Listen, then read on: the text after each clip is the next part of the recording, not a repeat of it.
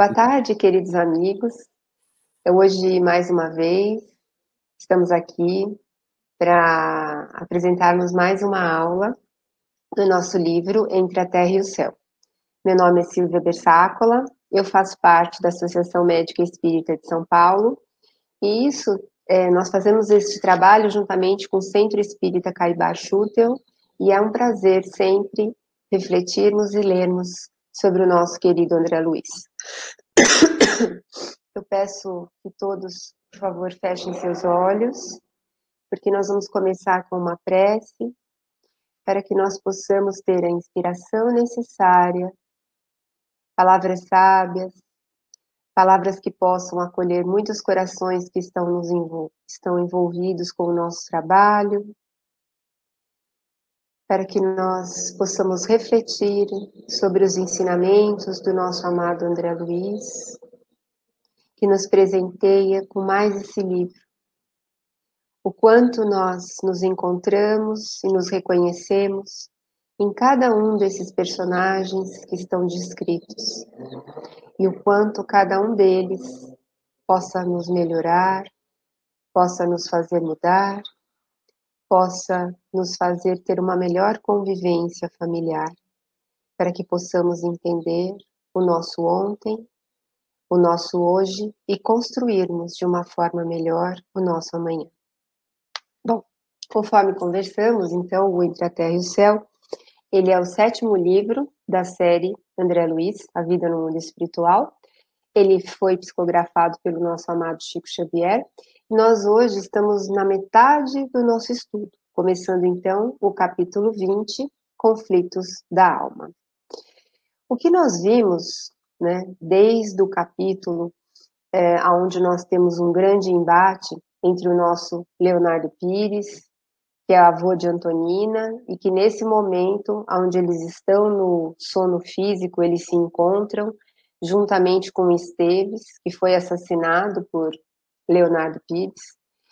Nós vemos um grande entrelaçamento entre os espíritos, no plano dos sonhos, e o que vai afetar esses espíritos de uma forma muito intensa, principalmente a nível dos seus chakras, desequilibrando-os do ponto de vista energético. Muitos deles, né, o Esteves mesmo acorda com sensações ruins, a própria Antonina, e nós sabemos que, fruto de culpa por ter assassinado Esteves, o nosso Leonardo aqui também se coloca numa posição bastante complicada, com pensamentos repetitivos, viciados, fixado nesse momento de ciúme que ele tem, de raiva da própria Lola, em relação a Esteves, que hoje, na atual reencarnação, é Mário Silva. Isso nos ensina, né, o quanto existe essa interação e esse entrelaçamento entre as nossas vidas, os obsessores que não estão ainda encarnados, e mesmo com os encarnados, que durante o sono nós acabamos convocando esses espíritos para criar embates que foram de um passado, que desconhecemos e que só entramos em contato nesses momentos do sono físico. A gente tem uma situação semelhante quando o Esteves, Mário Silva, também ele pede a presença de Amaro, que, como sabemos, é casado na vida atual com Zulmira, mas foi amigo de Esteves em reencarnação passada, que chamava-se Mário Silva, ele se chamava na ocasião Armando, e foi o terceiro companheiro de Zulmira, que anteriormente era Lina, e que o nosso Esteves tem muita raiva, porque ela era casada com ele na época, né? A Zulmira foi noiva dele nesta reencarnação, e ela acabou também não ficando com o próprio Esteves e casando-se com Amaro. E vemos que Amaro tem uma posição bastante... ele reflete muito, ele pede que... Muito educado, ele é muito gentil, ele pede ao Esteves que ele compreenda que se ele soubesse que ele realmente era noivo e queria casar-se com Zulmira, que ele talvez não tivesse se casado, mas a gente vê realmente ele bastante revoltado. Até que a gente chega no momento em que o próprio Amaro volta à sua casa e nós podemos ver que, junto com o Esteves, e eles estão diante de quem? Da própria Zulmira. né? Então, Amaro, Esteves e Odila, em Zulmira, que foi a causa de toda essa prece refratada por Evelina, ela se encontra no seu leito bastante perturbada, né? Porque Odila não perdoa, né? Ela tem muito ciúme de Amaro, ela não se conforma que ele contraiu novas núpcias e interfere de forma ativa nessa questão psíquica, desbalanceando o estado mental de Zulmira. E a própria Odila, ela grita, ela fala: Amaro, por que fizeste isso comigo? Tira esta mulher da nossa casa, ela prejudica Evelina, ela matou o nosso filho, que é o Júlio. E o próprio Amaro, pela primeira vez, ele fica bastante perturbado, ele fica bastante incomodado, né, com os gritos, né, com as lamentações da própria Odila, e ele fica dividido entre a esposa que desencarnou e a sua esposa atual. Então a gente vê que nós conseguimos nos reconhecer em muitos desses personagens, em várias situações em que nós mesmos estamos colocados em segundas núpcias, nos relacionando com pessoas que tiveram relacionamentos anteriores e que ainda estão magoadas por causa desses relacionamentos, e o quão é importante aprendermos sobre essas situações e tentarmos nos ajudar, como também ajudar aqueles que nos cobram posições, que nos cobram determinados comportamentos, e que principalmente nos conectarmos à espiritualidade, como a gente vê a presença de Clarence o tempo todo, sempre ajudando os nossos personagens.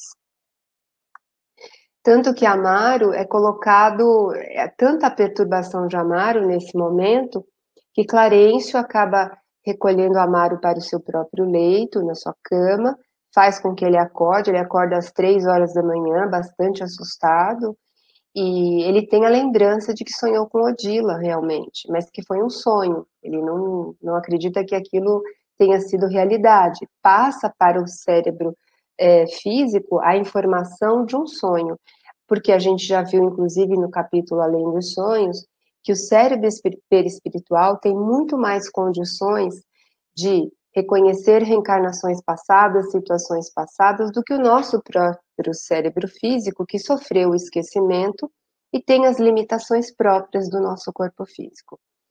E aqui a gente vai até o Lar da Bênção, né, onde a gente encontra o Júlio, né, que foi vítima de um afogamento na vida atual, e que nós vimos, né, que no capítulo anterior, que Júlio também desposou Zulmira, né, que é a esposa atual de Amaro, e que quando Zulmira, né, Lina, ficou com Armando, o atual Amaro, ele não aguentou, tomou veneno, mesmo assim ele não morreu, e ele acabou depois por se afogar, porque ele realmente não suportava a corrosão do veneno que tinha sido ingerido por ele na vida anterior.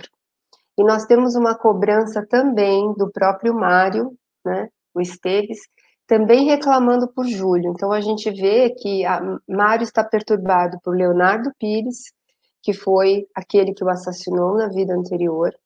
Ele tem uma perturbação em relação a Armando, que desposou Lina na reencarnação anterior, atualmente desposou Zulmira, que era sua noiva, e também tem raiva de Júlio, porque Júlio foi o primeiro a ficar com Lina, Zulmira, na reencarnação anterior. Então a gente vê que é uma trama descompensando todos os elementos do nosso grupo.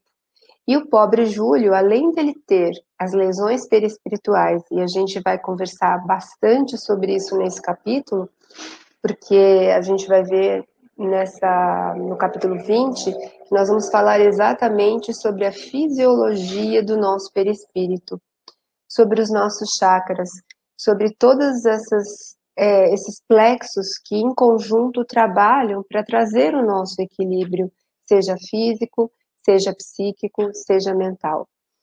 E Júlio, ele tem essa questão do próprio envenenamento, com as lesões que ele provocou a nível do seu perispírito, por causa dos seus próprios pensamentos, né, porque ele provocou a própria morte, como também a interferência do irmão encarnado, que é o antigo Esteves, o atual Mário Silva. Então, aqui é uma questão bastante interessante que o nosso André Luiz, ele considera como se fosse um enigma, e estando já no ar da bênção, ele pergunta a Clarencio, né? Uma vez que tanto o Júlio, né, quanto o Esteves, o atual Mário, estiveram na Guerra do Paraguai e sofreram tanto, né, pela ação do veneno, um envenenado e o outro que ingeriu o veneno e acabou se suicidando, por que será que o menino ainda sofre as consequências dessa garganta doente? Enquanto que Mário Silva, o Esteves, né, ele não tem essa lesão a nível do seu aparelho fonador, né? E nosso Clarencio bem lhe responde, e a gente já tem uma compreensão e entende que um foi vítima do suicídio, ou seja, ele abriu mão da sua própria vida, enquanto que o outro foi assassinado. Então a gente vê que quem tem o grande desequilíbrio nessas duas questões, quais são os mais desequilibrados? São o menino Júlio, ainda em plano de reencarnação, e Leonardo, que tem a culpa de ter matado Esteves, e não o próprio Esteves. E é isso mesmo que Clarencio comenta, né? Que o suicídio acarreta vasto complexo de culpa. A fixação mental do remorso opera inapreciáveis desequilíbrios no corpo espiritual, ou seja, todo esse desequilíbrio que o nosso Júlio aqui tem está referido a essa fixação mental, é produzido pelos próprios pensamentos desse nosso irmão. Ele plasma no seu corpo perispiritual esta culpa de ter provocado o suicídio, né?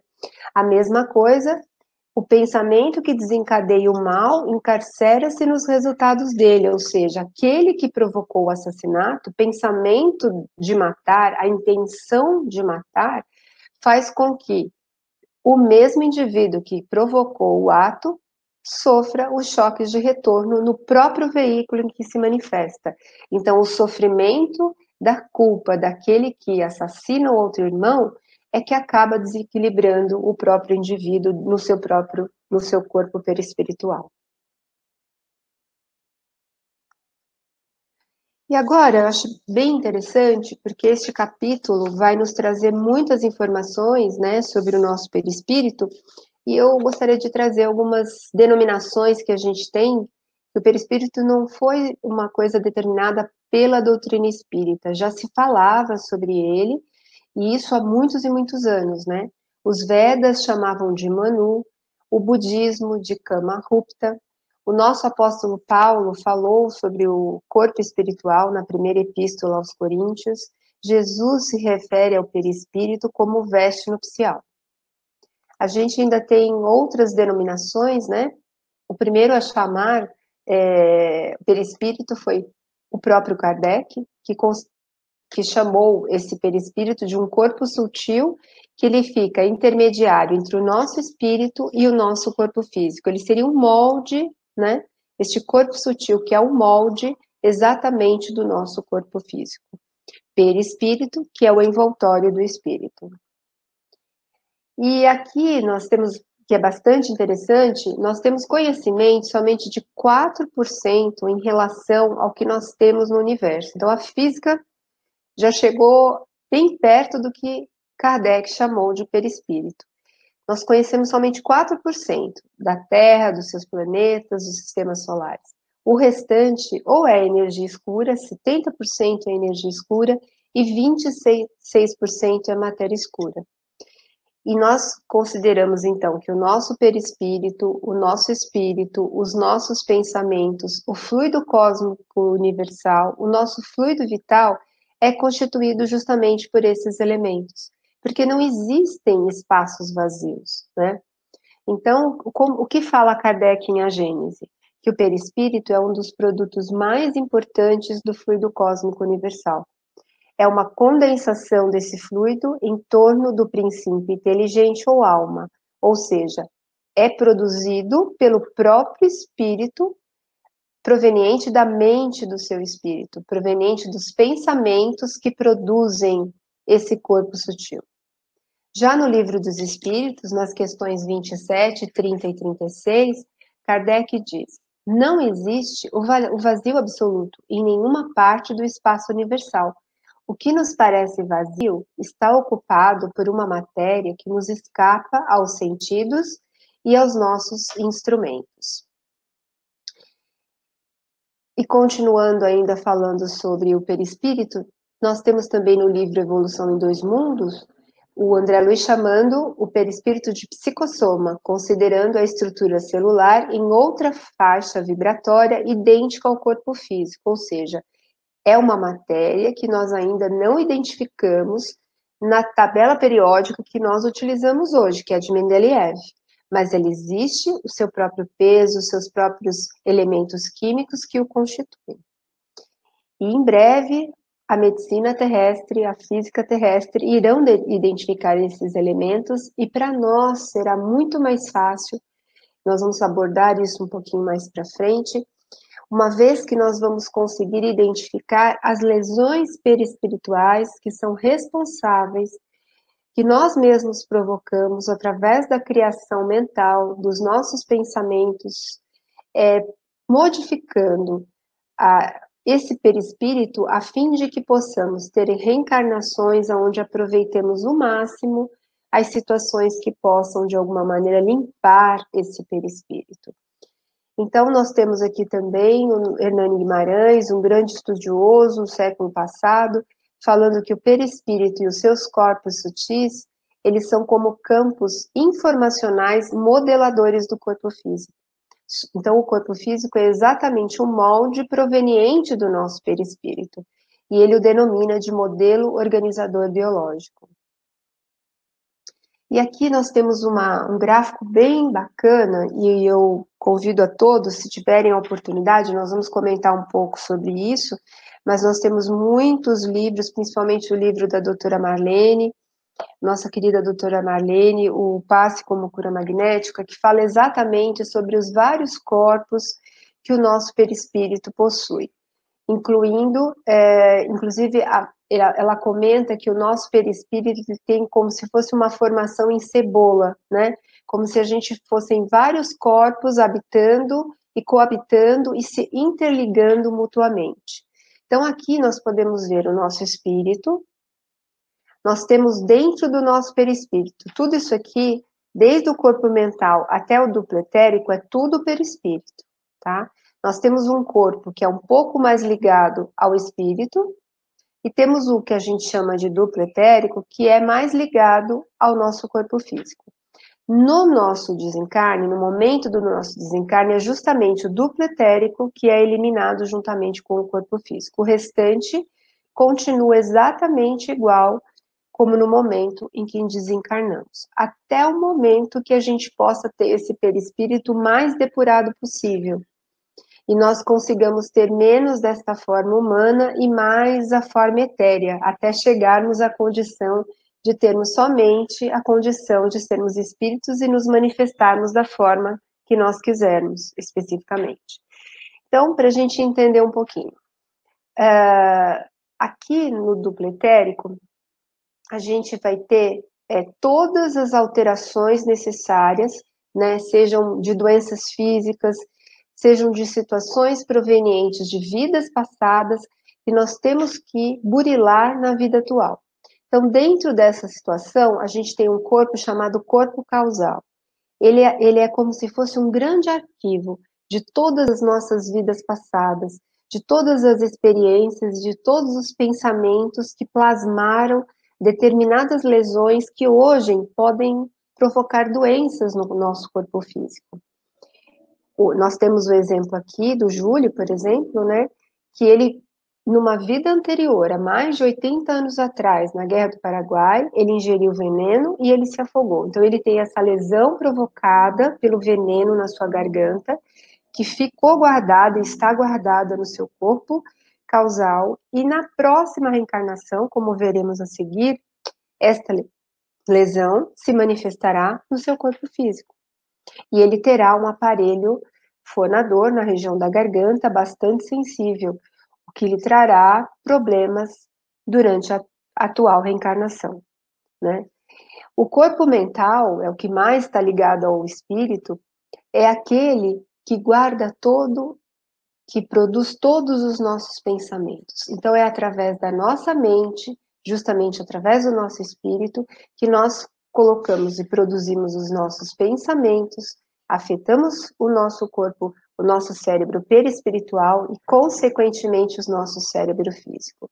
Então, aqui fica claro que os nossos pensamentos não são produzidos pelo nosso cérebro físico, e sim pelo nosso corpo mental, no nosso perispírito. E quem quiser saber mais sobre esses corpos, eu recomendo o livro O Passe como Cura Magnética. Então, aqui, ouvindo Clarencio. Como não desconhece, nós temos 7 centros de forças, que a gente vai falar de forma mais pormenorizada um pouquinho à frente, né? Esses centros de força, eles se conjugam nas ramificações do plexo. O que a gente chama de centros de forças ou chakras e que estão localizados no nosso perispírito, nós chamamos de plexos no corpo físico, tá?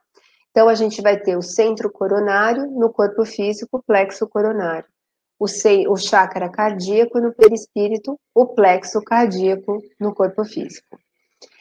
E eles vibram em sintonia, né? Conduzidos pelo quê? Pelo aquilo que nós falamos, pelo nosso corpo mental, pelo poder e pela diretriz da nossa mente. E estabelecem para nosso uso um veículo de células elétricas que podemos definir como um campo eletromagnético, no qual o pensamento vibra em círculo fechado, produzindo assim o nosso molde, tanto perispiritual como o que vai gerar o nosso molde físico. A nossa posição mental determina o peso específico do nosso envoltório espiritual, ou seja, do nosso perispírito, e, consequentemente, aonde ele vai ficar. O que isso quer dizer? Que nós temos um peso específico de acordo com essa tabela, que não é a nossa, de Mendeleev, e que no momento do nosso desencarne, ele vai dizer exatamente aonde que vibracionalmente, de acordo com o nosso padrão vibratório, com o peso específico do perispírito, é que nós vamos poder nos localizar, ou nós vamos poder estar. Muitas vezes nós podemos pensar assim, nossa, eu queria tanto ir para a colônia de André Luiz, né? Nosso lar, eu gostaria tanto de estar junto com tantos instrutores, tantos amigos espirituais como Clarencio, mas será que nós temos um perispírito que tem um padrão vibratório adequado para que possamos estar vibracionalmente na colônia? E justamente nós estamos reencarnados para que nós possamos melhorar e diminuir esse peso, né? Quanto mais leve for o nosso perispírito, mais condição nós teremos de ir para onde quisermos, né? Sempre os mais evoluídos chegam até nós. Nós, os menos evoluídos, paramos onde estamos. Então, muitas vezes, a nossa condição será de ficarmos no umbral, pelo menos durante um tempo, até que nós possamos realmente ser abrigados, né, e possamos refletir e repensar sobre as nossas próximas reencarnações.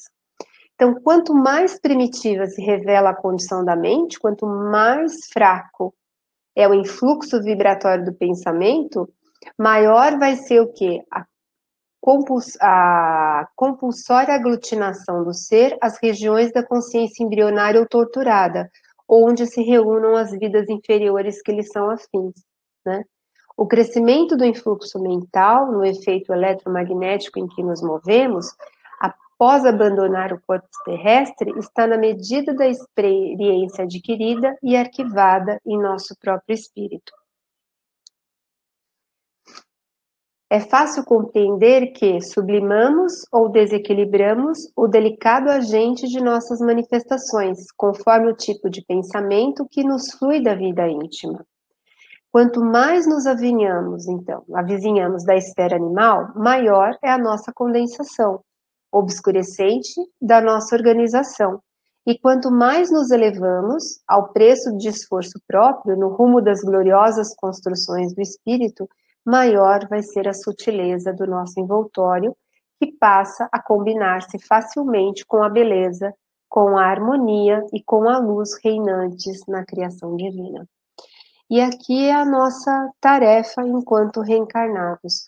Quando no nosso plano reencarnatório, nós justamente plasmamos no nosso perispírito exatamente todas as condições necessárias para a atual reencarnação, para que possamos nos sair bem. Nem sempre, numa reencarnação, conseguimos depurar todas essas situações, porque não temos condição.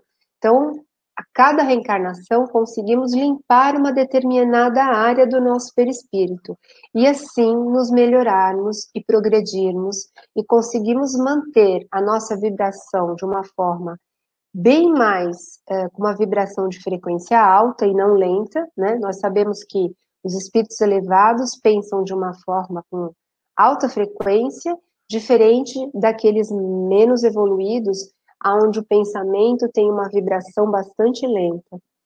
E nós conseguimos, dessa forma, nos melhorarmos e termos um padrão vibratório mais de acordo com a nossa própria divindade, com a nossa autoconsciência, e conseguimos, assim, termos melhores oportunidades de reencarnações com menos sofrimento, né? Pelo menos com menos sofrimento do ponto de vista físico, ou com o melhor entendimento desse sofrimento e os propósitos desse sofrimento. E aqui eu achei espetacular essa frase, né? Tal seja a viciação do pensamento, quanto mais viciado ou fixado em alguma coisa seja o nosso pensamento, tal será a desarmonia dos nossos centros de força, que reagem em nosso corpo a essa ou aquela classe de influxo mental. Ou seja, o quanto somos responsáveis hoje pelas nossas doenças físicas, o quanto somos os responsáveis pelos nossos sofrimentos. Porque muitos de nós, principalmente alguns, né, que entram dentro do espiritismo, acabam considerando que todos os nossos sofrimentos, as nossas doenças físicas são consequência a um karma, e não é verdade. Muitas dessas doenças foram provocadas por essa viciação mental, sim, provocando a lesão perispiritual com quem a gente renasce, mas muitas vezes são as viciações em torno do álcool, em torno do cigarro, em torno do excesso da comida, em torno do sexo com uso desvairado, sem um objetivo de amor, e sim simplesmente pelo sexo.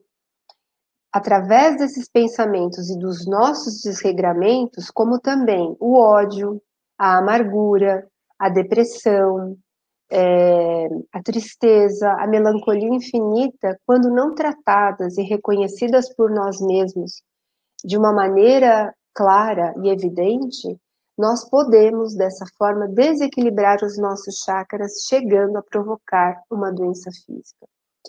E hoje nós conversamos muito como médicos sobre essa questão psicossomática, né? O quanto as nossas próprias dores são imensamente pioradas, são imensamente mais dolorosas pelo fato de nós mantermos esses pensamentos viciados, de inconformação, de falta de fé, e o quanto nós temos que nos esforçar para modificar e reequilibrar-nos em relação aos nossos chakras.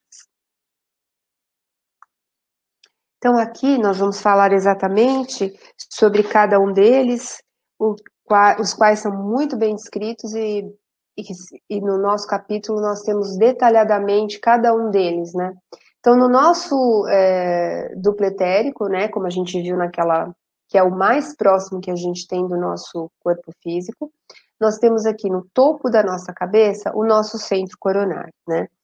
Ele foi chamado, né, na filosofia hindu como lótus de 1000 pétalas, né?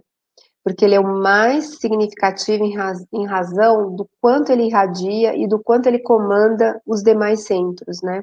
Ele é o primeiro que vai receber todas as informações provenientes do nosso corpo mental, da nossa mente. É através daí que o nosso espírito comanda o nosso perispírito e os nossos chakras. E é ele que vai provocar toda essa questão de interdependência entre os nossos chakras. Qualquer desequilíbrio em qualquer um desses 7 centros, a gente vai perceber que vai haver um desequilíbrio orgânico mediante essa ou excesso de energia, ou falta de energia, ou uma energia desorganizada. E aí nós temos que, a partir do nosso centro coronário, que vão ser, os comandos irão inicialmente ao nosso centro cerebral, que é o responsável pela nossa fala, pela nossa visão, pela nossa audição, pelo nosso tato. É ele que está ligado em relação à nossa conversa, à nossa capacidade de falar, à nossa capacidade de nos relacionarmos à arte, à cultura. E é também nesse centro que a gente tem a nossa glândula, que é a nossa glândula hipófise. Mais para frente a gente vai falar um pouco mais sobre a epífise, que não é o tema da nossa palestra de hoje, porque seria muito a falar, mas é no centro coronário, junto ao nosso tálamo, que nós vamos ter uma glândula chamada epífise, e que a partir dela, que nós vamos ter é o nosso organizador biológico, que nós vamos ter todos os comandos, principalmente afetando o nosso cérebro, o nosso centro cerebral, onde nós temos a hipófise, e que todos os nossos processos endócrinos vão ser comandados.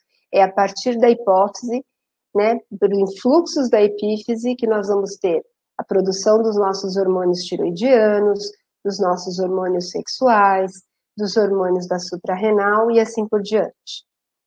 O centro laríngeo, que foi o que foi lesado pelo nosso Júlio, e que tem a ver com a fala, tem a ver com as atividades do próprio timo, da tireoide, das paratireoides. O nosso centro cardíaco, que tem a ver com o nosso equilíbrio em geral. Depois a gente tem o nosso centro esplênico, que o comandante aqui é o nosso baço, e tem a ver com toda a nossa parte circulatória, né? Temos o nosso centro gástrico, que está relacionado com toda a nossa alimentação, né? Todo o nosso trato gastrointestinal, com a absorção dos nossos fluidos.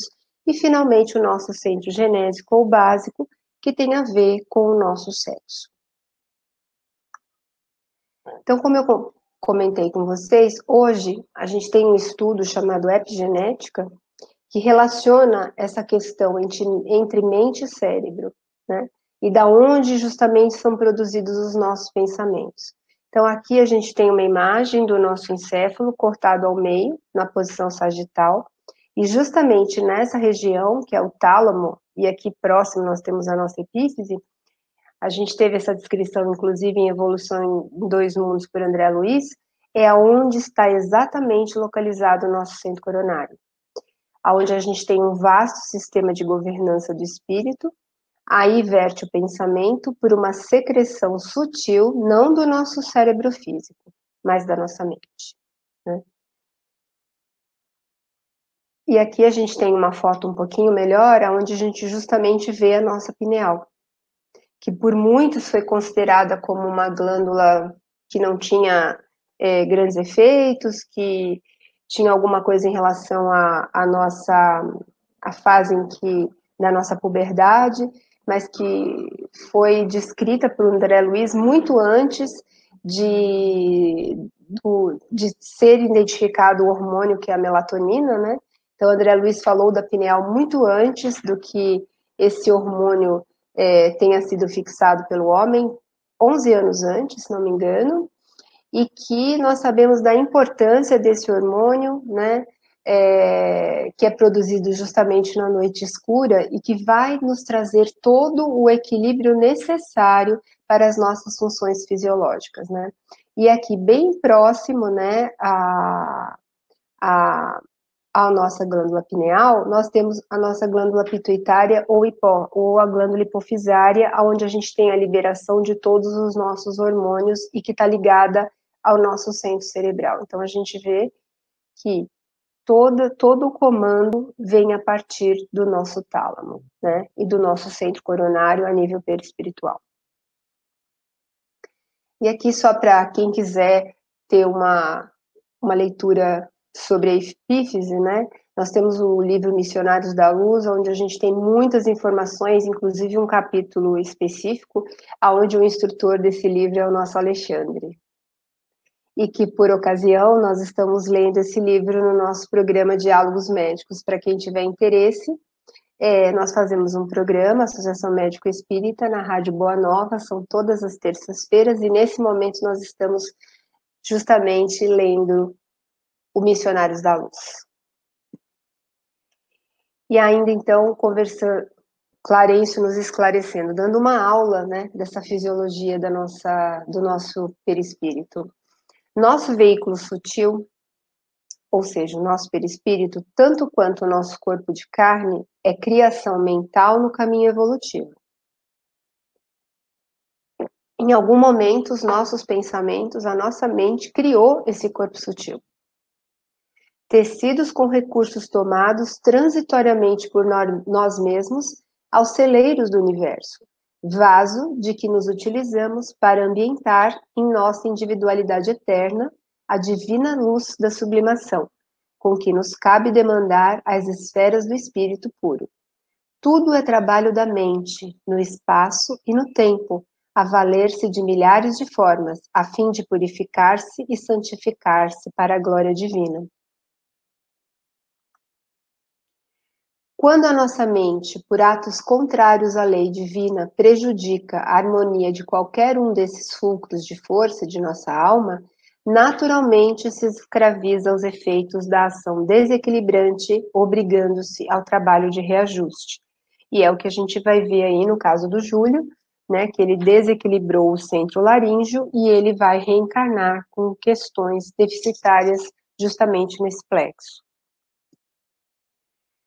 Júlio renascerá, então, com um equipamento fisiológico deficitário que, de algum modo, lhe retratará a região lesada. Ele sempre vai, de alguma maneira, se recordar dessa situação. E sofrerá intensamente do órgão vocal, que, sem dúvida, se caracterizar por fraca resistência aos assaltos microbianos. Ou seja, ele pode ter muitas infecções nessa região. Em virtude do nosso amigo ter menosprezado, quer dizer, ele se matou, né? Ele provocou o seu próprio suicídio, a bênção do corpo físico. Ele será defrontado por lutas terríveis, nas quais aprenderá a valorizar o corpo físico. E aqui nós temos uma frase também muito interessante, muito especial, Evolução em Dois Mundos também, para quem se interessar sobre essa questão da epigenética, onde nós estudamos a correlação entre a mente e o cérebro, é que a mente humana, ela controla quase que plenamente o corpo em que se exprime através da coordenação de seus próprios impulsos, sobre elementos albuminoides do citoplasma, em que as forças físicas e espirituais se jungem no campo da experiência terrestre. Ou seja, o quanto o orar e o vigiar são importantes, o quanto realmente controlarmos os nossos pensamentos e, com isso, controlarmos as nossas atitudes podem modificar, inclusive, nossa própria reencarnação. Se, por exemplo, Júlio encarar a própria reencarnação com raiva, com desprezo, com amargura, será muito pior do que se ele conseguir levar a reencarnação presente, né, de uma forma conformada, de uma forma aceitando a sua situação e compreendendo as necessidades dessa lesão no corpo físico. Como nós falamos, então, a epigenética, ela é justamente um ramo da biologia que vai pesquisar esses mecanismos, né, o quanto a mente, o quanto o nosso cérebro pode influenciar na nossa atividade genética e na nossa função celular. Então, o DNA, ele é controlado por uma energia que emana dos nossos pensamentos e que simplesmente significa que as nossas projeções mentais influenciam diretamente na nossa saúde. Não somos vítimas dos genes, e sim donos do nosso próprio destino, capazes de criar uma vida cheia de paz, felicidade e o amor. Quantas vezes a gente escuta até no próprio consultório alguns pacientes que dizem: puxa vida, doutor, eu acho que eu provoquei esse câncer, né? A minha tristeza, a minha amargura, a minha inconformação criou esse câncer. E o que a gente pode dizer? Talvez essa pessoa tivesse, a nível de DNA, a nível do seu marcador, exatamente o gene para ter um câncer. Mas o desequilíbrio do seu próprio pensamento, da sua própria tristeza, da sua própria inconformação, pode lesar do ponto de vista perispiritual e realmente o indivíduo desencadear um câncer na vida atual. Que pode não estar propriamente, que não seria uma condição exata no processo de planejamento reencarnatório, que pode ser consequência justamente desse desequilíbrio individual. Então, nosso Emmanuel, em Consolador, o corpo sempre vai refletir o panorama interior do espírito enfermo. Excetuando as enfermidades decorrentes dos nossos excessos e condutas doentias de um modo geral, a etiologia das moléstias perduráveis que afligem o corpo físico e o dilaceram guarda, então, no corpo perispiritual as suas causas mais profundas. Criamos depressões por nós mesmos em nosso corpo perispiritual, adulterando as trocas vitais em nosso cosmo orgânico ou estabelecendo perturbações em prejuízo dos outros, plasmando nos tecidos psicossomáticos campos de ruptura na harmonia celular. Então aqui fica o convite para que reflitamos o quanto somos responsáveis pelas nossas doenças, o quanto somos responsáveis por pensamentos desordenados que desestabilizam os nossos chakras, o quanto nos viciamos nesses pensamentos de vitimização, de inconformação. E nós comentamos já tanto sobre isso, sabemos que a prece pode ser o grande lenitivo para que esses pensamentos desorganizados possam ser eliminados do nosso dia a dia.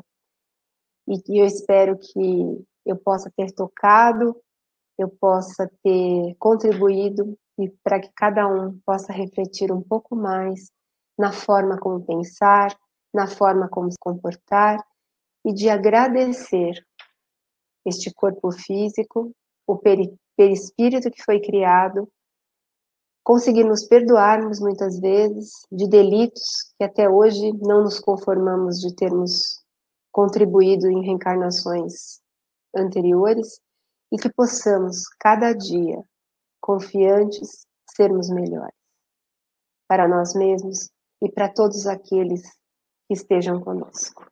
Uma boa tarde a todos, um ótimo final de semana. E na próxima semana continuamos mais um capítulo. Abraços a todos.